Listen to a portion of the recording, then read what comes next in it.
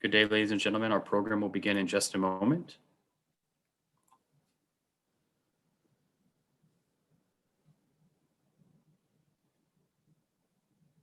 Good day, ladies and gentlemen. Our program will begin in just a moment.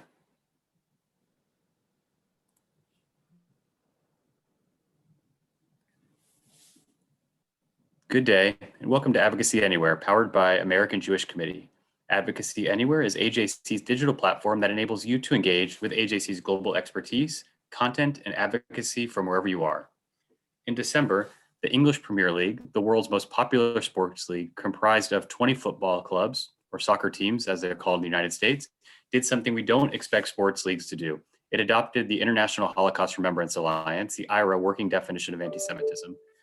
Joining us today to discuss this historic announcement and what it means in the battle against anti-Semitism is our dear friend, Lord John Mann, the United Kingdom government's independent advisor on anti-Semitism and a leading proponent of the IHRA working definition, and Rola Brentlin, head of special projects for Chelsea Football Club, one of the most prestigious clubs in the Premier League.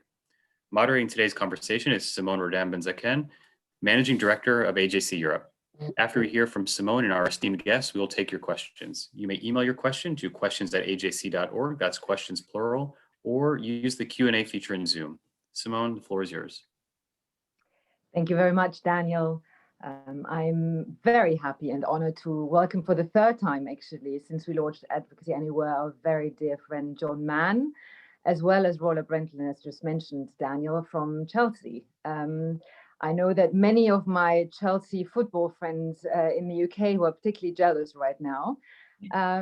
So welcome. But let's dig in right away. John, if we can maybe start out with you. You've been, as Daniel just described, fiercely committed in fighting anti-Semitism for many years and have been particularly focused on the working definition of anti-Semitism. Could you explain to us some of the work you've been doing and why you think in particular the working definition of anti-Semitism is so important? Well, the working definition gives us an extra tool because it sits under the legal threshold. Might sound a bit complicated, but we've got plenty of laws for dealing with anti-Semitism. But most of the things we deal with are not going to be issues for law enforcement. They're going to be issues for civil society. And what the working definition does is it gives a tool to institutions in civil society. And we've used that with government, local municipalities, cities. All English cities have now adopted it. We've used it with political parties. Every political party with MPs at Westminster has adopted it for dealing with their own internal issues. Every university we're asking to adopt it. We now have a majority of British universities. A large majority have adopted it and more every day. And I expect we'll have all British universities in the near future not just adopt it, but use it to deal with issues students have in universities. And perhaps most intriguingly, but also perhaps in the longer term most successfully, sport. And for us, the biggest sport by far is football. Americans may call it by the wrong name, but we call it football. And you don't even pronounce it. and we, it's not just the Premier League now. The whole of English football at every level, from the smallest youth team all the way through, has adopted the IHRA definition. The anti-racist body that operates across football has adopted it and used it in all the anti-racist training everywhere across our football. And in fact, they've just appointed me as their ambassador specifically to promote this within the sport in the last few days, to consolidate the links that we have and to make sure it's not just a statement of intent, but something that's delivered. And we have some very good examples of clubs who have taken the work forward, and their reach is well beyond any government. well beyond even top Jewish communal organizations like the AJC, well beyond. It gets to many people and many more people who we'd never get anywhere near. And that's what's really exciting working with football. And the first in the world was Chelsea Football Club. They have the most defined approach to it, the most to teach others. But what I'm really pleased at as well is that others who are following up, for example, Dortmund, who are the second, I think, in terms of in Germany, the second in really getting to grips with this, and now working with Chelsea and developing a linkage with Chelsea so that we can learn what really works and spread that. And part of my job will be to spread the best practice of what succeeded and more discreetly, but importantly, also share knowledge of what's not been so successful and why we analyze why, so that practitioners have tools that can be used to make a real difference in people's lives. Thank you very much, John. That's really impressive. Rola, let me just turn to you. John just mentioned indeed that the position that Chelsea has taken. Could you explain to us a little bit why you decided to get involved in the fight against anti-Semitism? And maybe more broadly from where you sit, is anti-Semitism and racism really an issue in sports? Right. Well, the background to how we got involved, well, Chelsea has always had a quite large program tackling discrimination, anti-Semitism, and racism. I think in the Premier League, we are the biggest charitable organization.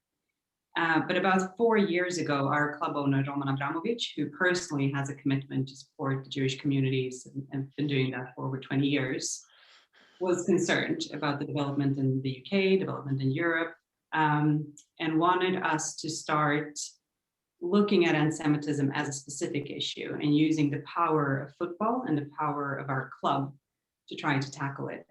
So it was a quite comprehensive approach. It was still within the foundation, but a very big investment in trying to understand, how can we use our platforms, our resources to really make a difference. And I mean, the power of sports has been mentioned a few times. Because have 100 million followers on social media. That is a massive reach worldwide. So I guess the trick for us was, how can we leverage that in the best way? We're not experts on anti-Semitism, that's not what we do. But we partnered with groups from all over the world. We started working with John Mann very early on to try to see how can we combine our platforms and resources with their expertise to try to educate and make a difference. So IHRA was a part of that. We've done a lot of different activities over the past years. And I think when John approached us regarding the definition, it was crystal clear to us that this is something we should do. Both because it makes sense. If we're going to fight anti-Semitism, and there are still discussions out there about what anti-Semitism is, I think it's important for everyone to kind of gather around a definition. You need to know what, if you're fighting something, you need to know what it is. And I think have a consensus around that. But I think it was an important mark for the community, for sports, for football, to say that, we are also a part of this. It's not just universities and other parts of society that should sign these things. We are also a part of this, and hence we should also get behind. We received very positive feedback from all of this, and I think it's been useful in the club internally to educate, to use. It's crystal clear now to us when an incident is anti-Semitic or not. So I think for all clubs, regardless of what sport, it's definitely a useful tool. Now, your second question, whether it is a problem, it is. I mean, sports is a reflection of society. If there's anti-Semitism in society, you will find it among fans, and that's unfortunately is.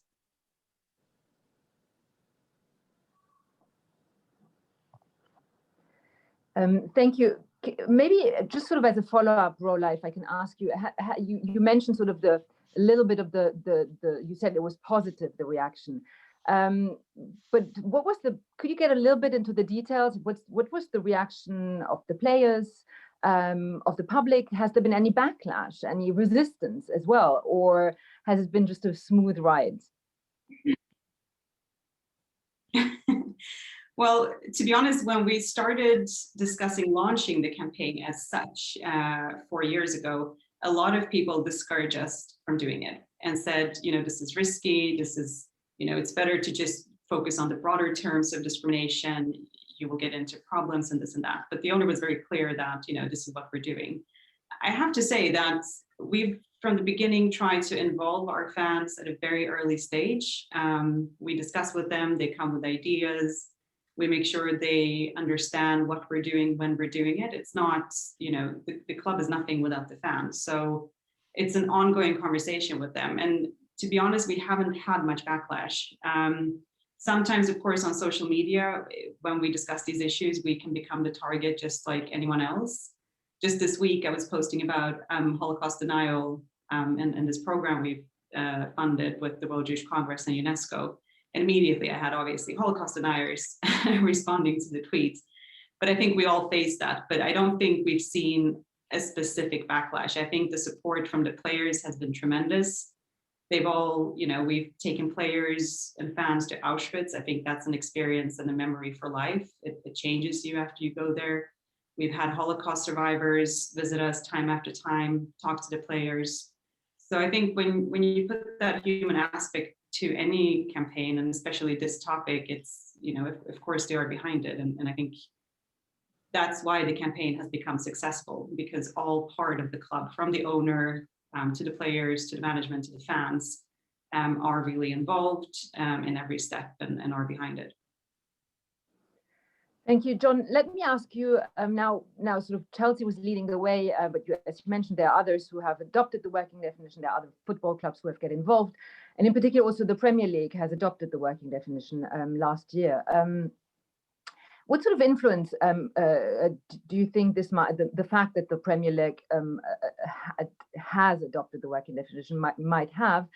And you also earlier on, you mentioned sort of best practices. I was wondering whether you could sort of maybe share some of the insights. Have you seen already sort of best practices, in particular in the fields of football, happening already? Well, you see, it's when you have a success, it's very easy to not really understand where the success has come from.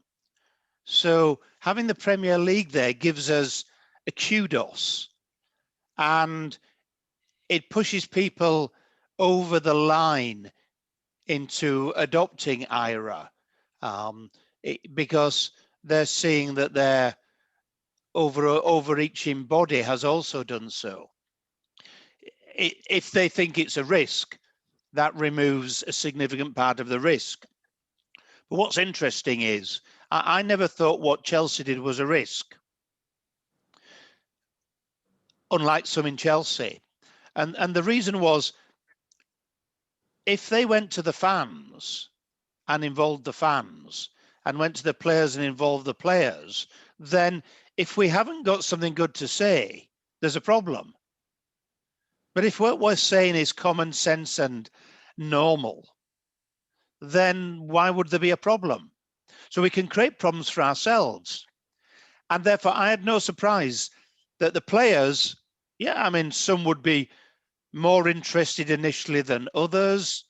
Some would turn up because they're told to turn up. Some might have turned up anyway. But when they get it, then they're happy with it. And of course, you immediately see those who are the most engaged. Perhaps they would be on other issues as well. People are different.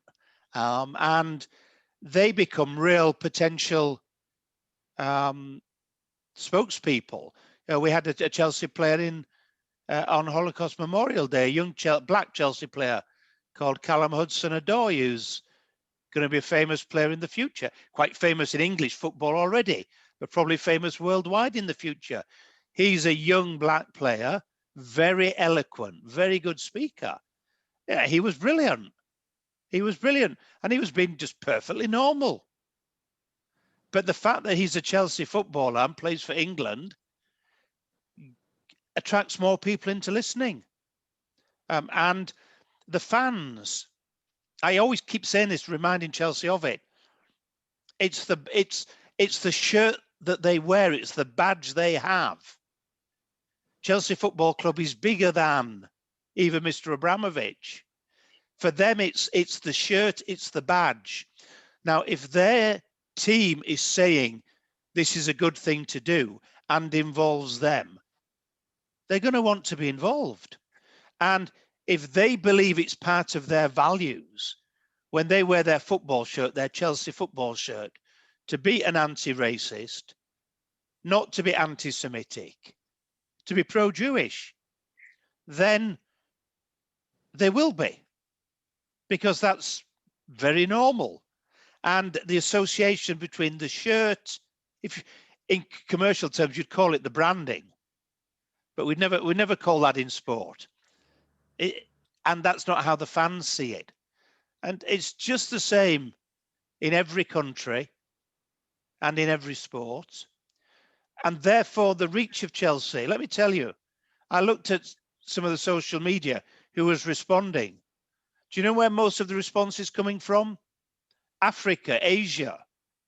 You know, this is a worldwide reach, and a huge worldwide reach. Now, are you and I managing to reach young kids in Africa? Not as easily as Chelsea Football Club. So that power is worldwide. Now, you imagine if we can get other leading sports clubs doing their own small bit as well. Chelsea does more than their small bit. But if others do their small bit, and we're getting them, Bayern in Munich has endorsed IHRA. Dortmund, as I said, Schalke in Gelsenkirchen, 4 more, Dusseldorf this week, 4 more German teams as well. In Hamburg, the city of Paris has. You know, this is getting much, much bigger. And so the reach gets much bigger. And that's really quite exciting, because if everyone does a little bit, the reach we have is really worldwide. And I want to see more sports teams. I want to see all the big sports teams adopting it. And I think we could go a long, long way with this. And, you know, the IHRA definition makes it so simple. You know, you don't need a complication. Here's a simple definition. You know, you can see what's right, what's wrong. Makes everyone's life easy. That's why the police like it in the UK. I think it's why some of the football clubs like it. You know, they can train the stewards. Here's what to look out for. Here's what to listen out for. It lends itself to straight away to training materials for the stewards at big sporting events who are controlling the crowds. Perfect example of how it can be used. And so we've lots of different ways. And I think the biggest challenge and the biggest potential of all is on the internet, because that reach of Chelsea Football Club, of course, is on the internet. The kids in Africa, that's where they're seeing Chelsea. That's where they're seeing Callum Hudson-Odoi as one of their great players. And that message, therefore, getting across Africa, getting across Asia, that's huge. And the more clubs do it, the more that reach goes. So I think we're onto something very special here. And Chelsea, all I say is well done. Well done. They're just being normal. They're doing the obvious, but people don't do the obvious, the normal. They look for fancy solutions. This is simple. And the IHRA definition, absolutely vital to it. It's very interesting. Sometimes the simplest things are the most efficient. And the message of this is just normal, being anti-Semitic, I think is very powerful. Rola, you mentioned earlier on the exhibition that you recently launched about Jewish athletes on the Holocaust. Could you speak to us a little bit about the initiative, describing it a little bit? Yes, and thank you, John, for those kind words and for your support also during all this work.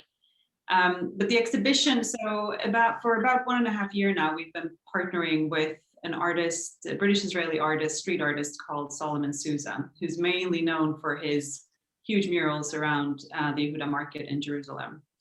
And we wanted to partner with him to start looking at what happened to Jewish athletes and sportsmen during the Holocaust, and we're always looking for ways to educate our audience about the history, but in a way that might be more accessible or appealing. And looking at it through the eyes of athletes is obviously a very good way we learned to do that. So we started with commissioning Solomon to develop a mural at our stadium of 3 football players who were all victims. Well, there were 2 Jewish football players who were victims of the Holocaust.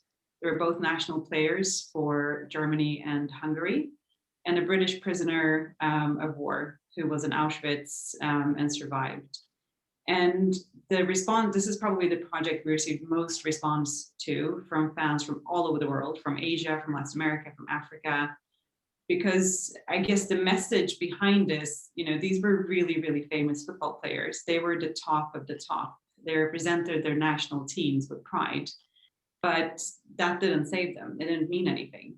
And I think it really shows that, you know, nobody is immune against these things. If we allow racism, anti-Semitism to go that far, if we don't speak out, if we don't stop it on time, it doesn't matter who you are.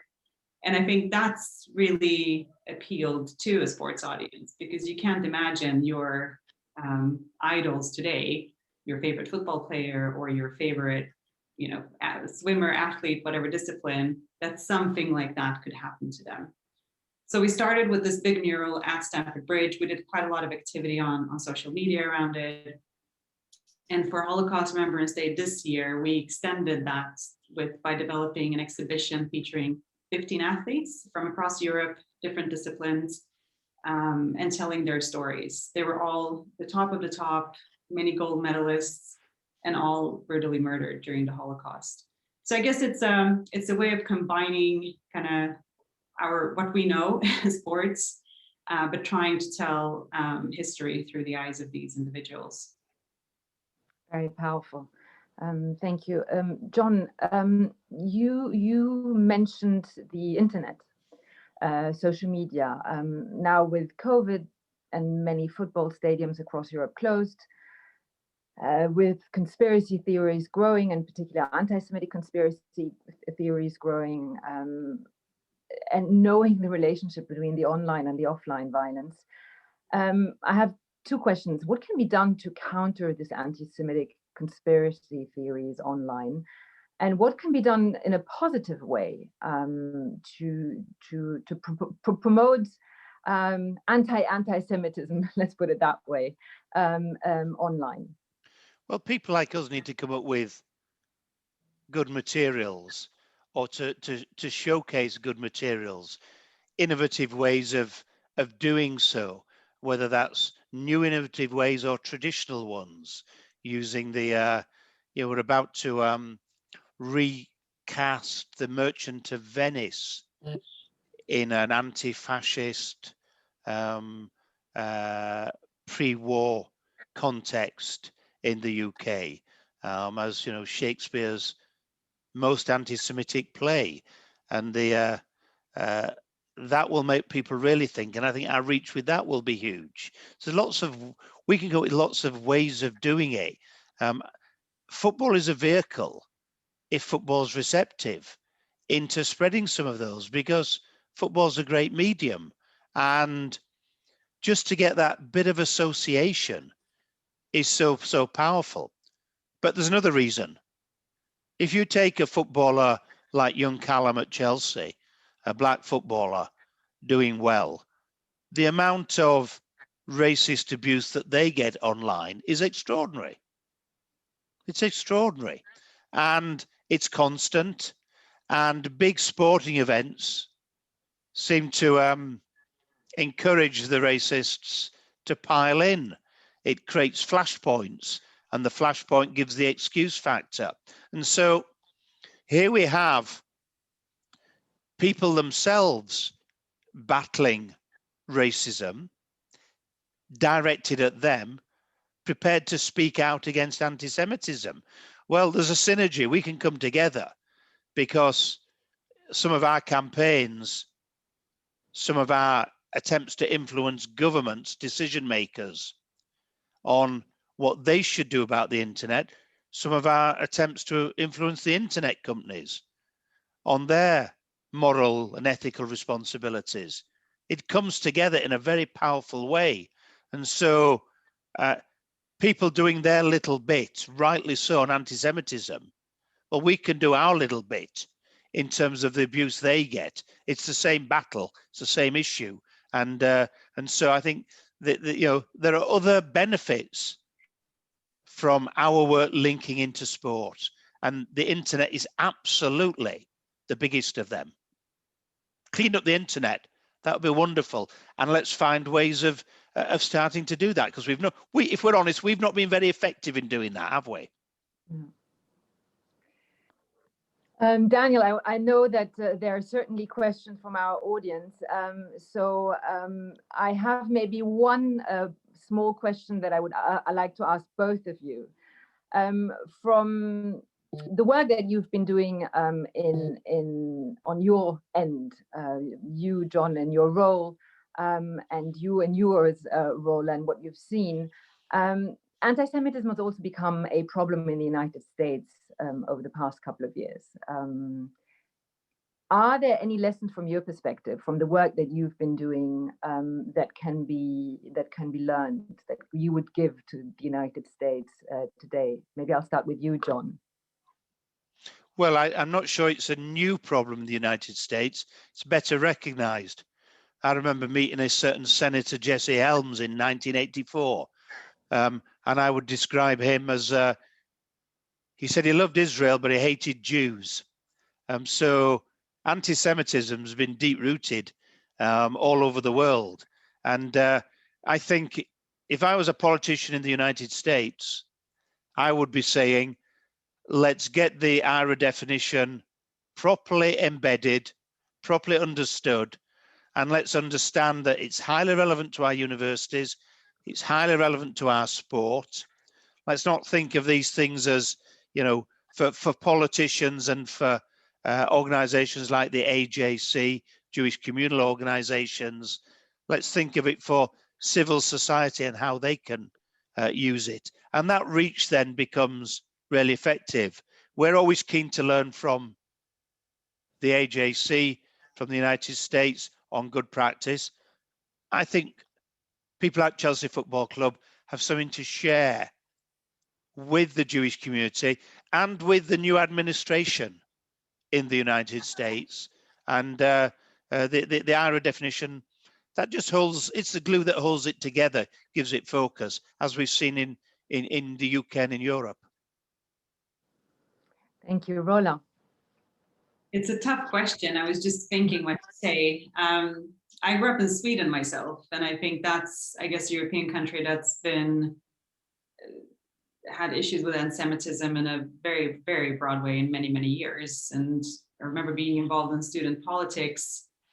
You were immediately faced with how to approach this question. So I was thinking, what has happened there. But I think what John is saying, I think we can't. Anti-Semitism is not for the Jewish community to sort. I think that's probably, the key. It's not. It's for all of us to sort and to address and to tackle. So I think it can't just be NGOs or specific groups that are involved in this topic. It needs to be much, much broader. Just as racism is much, much broader, I think anti-Semitism needs its own part in that, whether that's, the CSR work of big companies, whether it's sports, whether it's universities. And I think IHRA is a way to get there, because just by adopting that means that you are committing to doing something, right? And that can be a first step. But I'm not sure we have the best lessons from Europe, to be honest, for the United States. Thank you very much. I nevertheless think that the answer in terms of it's not a problem just for the Jews, but for the society as a whole is a very powerful one. Daniel, I know that there are questions. Back to you. Thank you, Simone. Yes, many questions. Our first question comes from Susan Shapiro in San Diego. This is for you, Lord Mann. Some left-wing Jewish groups are trying to undermine the impact of the working definition in the United States and elsewhere, claiming that it chills free speech. How do you respond to such assertions? No, well, I've been meeting with many of those groups and very politely explaining that it doesn't. We're not against free speech. We celebrate free speech. we celebrate academics being able to say things and do things. That's why we're against one of the reasons why we're against the academic boycotts and BDS boycotts in universities, because that restricts academic freedom. You know, we're the ones on the side of democracy and freedom in this, and IHRA does nothing to compromise that whatsoever. Hasn't done, it doesn't do, and it's a soft tool. Soft tools work really well when you're dealing with civil society organizations, with people like football, but it's proven in our universities to be very effective in British universities, and the more it's used, the better the position for Jewish students will be. Thank you. Our next question comes from Mark Oppenheimer through Zoom, who's asking, Rola, does the Premier League tie the fight against anti-Semitism into their ongoing and very much publicized fight against racism that's currently active? Yes, I would say so. I mean, it is the Premier League, of course, and as well as the FA have very comprehensive programs to tackle discrimination, and anti-Semitism is part of that. So I mean, I think John probably engages more with the Premier League on this topic, but I don't think they have a separate program for anti-Semitism specifically. It is part of one umbrella to tackle these issues. But I think what they've done through the adoption is to send a clear signal that they acknowledge the problem and that they will also ramp up activities specifically on this issue. I don't know if that's answer enough. Great, thank you. Lord Mann, our next question comes from Jack Lerner. A couple of years ago, you wrote a nice piece in the New Statesman on responding to anti-Semitic abuse, where you identified the problem of left-wing anti-Semitism and the obsessive hate of Israel. What is the driver of anti-Semitic abuse in football crowds in Britain and elsewhere? And does this concern about Israel drive anti-Semitic abuse, or is it something else? Oh, it can be, and it sometimes is. It's more usual that it's traditional old Nazi-style anti-Semitism that drives it. But what I've noted, I've seen it over COVID, the conspiracy theories of the extreme right and extreme left overlap so much. You know, they are the anti-COVID conspiracy theorists who claim, you know, Bill Gates is a Jew, it's a Jewish conspiracy, a disease that was invented in Israel. That kind of rubbish comes from both the far left and the far right. In fact, I just brought a publication out for the UK government with an advice note on precisely that. So it's going to manifest more dangerously from the white supremacists, from the far right, but it also incorporates, and this is a uniqueness, I think, in racism, it incorporates the far left as well, and they're part of the problem, including sometimes explicitly in football.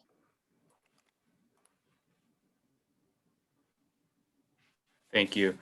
Rola, our next question comes from Victoria Highland in Fort Worth, Texas. She's asking, how can Chelsea fans support your work combating anti-Semitism in the UK? Well, there are many ways. Pre-COVID, we hosted activities regularly in London, for example. Our club owner is contributing to the new Holocaust gallery at the Imperial War Museum. So we hosted several events there. We partner with the Royal Air Force Museum on, for example, highlighting the efforts of Jewish personnel during the Second World War. So we invite, you know, our fans to events with different partners. But I think what's been really impressive to see is that when we do produce content, videos, educational materials, fans get very involved on social media and helping sharing that, spreading that. We have a lot of fan podcasts, blogs, and some of them are really, really big. And I've been very happy to see that they have started talking about these issues in those channels as well. After a trip we did to Auschwitz with about 350 fans, some of the biggest podcasts were on that trip. And They dedicated a few episodes after that to discussing their trip, but also anti-Semitism in general, and why they're kind of proud to be part of this fight. So it's on many levels. We also always consult our kind of fan groups, so the more organized organization councils, fan councils, and they have come with a lot of ideas that we have then implemented in the campaign. So it's a kind of ongoing work, and there's several different levels you can get involved in if you're a fan. Okay, thank you. Our next question comes from Toby Rowe in Cincinnati. For you, Lord Mann, what would your advice be to other soccer or football and sports leagues debating whether to adopt the IHRA definition? And have you been in touch with anyone from sports leagues outside of Europe, in the United States, with Major League Baseball or with National Basketball Association or other places? I haven't personally, but I'm working with other people who have. I think it lends itself perfectly to all sports in all parts of the world. It's such an easy tool to use. The ask is very modest, but the impact of something being done is really powerful.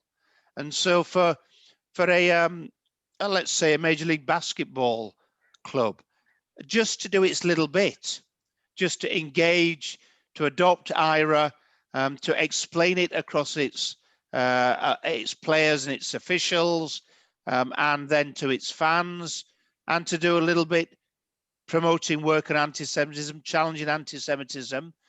Just doing a modest amount has a huge impact. It's a huge impact. People won't expect it. I don't think the Chelsea fans expected it when Chelsea started doing it. I think it was a surprise. I imagine it was a surprise to the players, but not a nasty surprise, not a difficulty. Some challenging things if you've got a Holocaust survivor speaking to listen to. That's not easy to do. And of course, the players were riveted when that first happened because it was new for them, a new experience, and it was learning, it was educational. For them then to do their little bit, and in some cases a lot more than their little bit, is so powerful. I've always said, if everyone does their little bit, we win. The problem is people not doing their little bit. And so if you can do your little bit and try and persuade your club, then that can have big, huge ramifications. And of course, well beyond the United States. Thank you. Rola, our next question comes from Daniel Green in Cleveland. Have any of the football players who have been particularly outspoken against anti-Semitism faced any sort of backlash? Good question. Not a particular backlash, but I think as we discussed before, many of our players face constant racist abuse on social media. I think specifically with this campaign, I recall last year we took the full women's team to Israel. We were there for almost a week. They were invited by the club owner. They played the Israeli national team, and the whole trip was set around both promoting women's football in Israel, as well as using the power of sport to bring together communities. So our players were engaging with the Paris Peace Center and the FA locally to bring together girls, Arab and Jewish girls, to play football together, and those kind of type of activities to show that football can be used also there to kind of gather people. And during that trip, there was quite a lot of abuse, I have to say. I think it was quite organized, but we did have to shut down commenting on a lot of our channels, unfortunately. And I think, we had prepared the players for this. We had discussions that, this may happen. This is what it is. We even had external experts from some of the community groups coming in talking about this. But I think a lot of the players were really shocked by what they read. And so that was a lesson, I guess, for all of us, what is out there. Especially I think once you start, for example, visiting Israel or talking about Israel, how that immediately shifts and you get attacked. So we've seen that a few times, especially I would say when we have done something that involves Israel, unfortunately.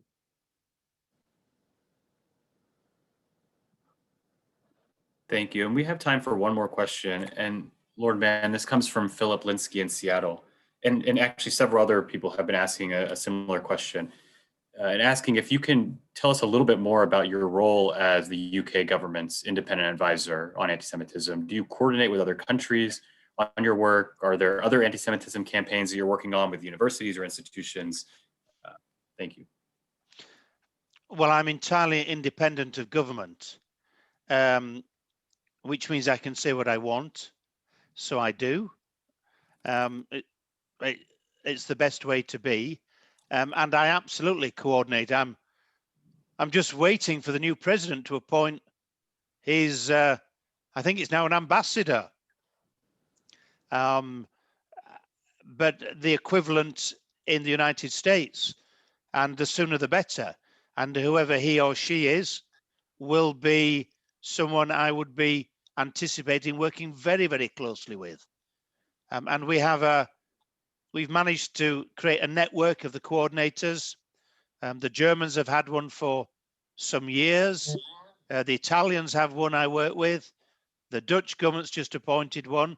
And it's quite an effective network because it's one of the ways we've been able to reach football clubs, for example.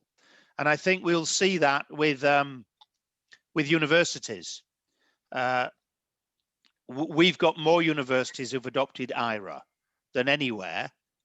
I think we will see other universities across the world and other, I know there's a lot of interest from the other coordinators in looking at how that's going, the problems, as well as the opportunities from that, how we're dealing with them. And we've got that pretty well written up already, because this isn't totally new. But that will be something that would be undoubtedly on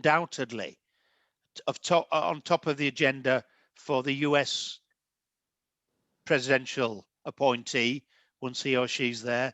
And I would be disappointed if I wasn't on their list of people to call fairly quickly. Well, thank you very much, both Rola and John. It has been extremely inspiring, and I think not only for me but for the rest of the audience. I think for two reasons. First of all, you know, you said early on just doing the little bit, but I think you have been doing far more than just a little bit. So thank you really so much for doing much more than just a little bit.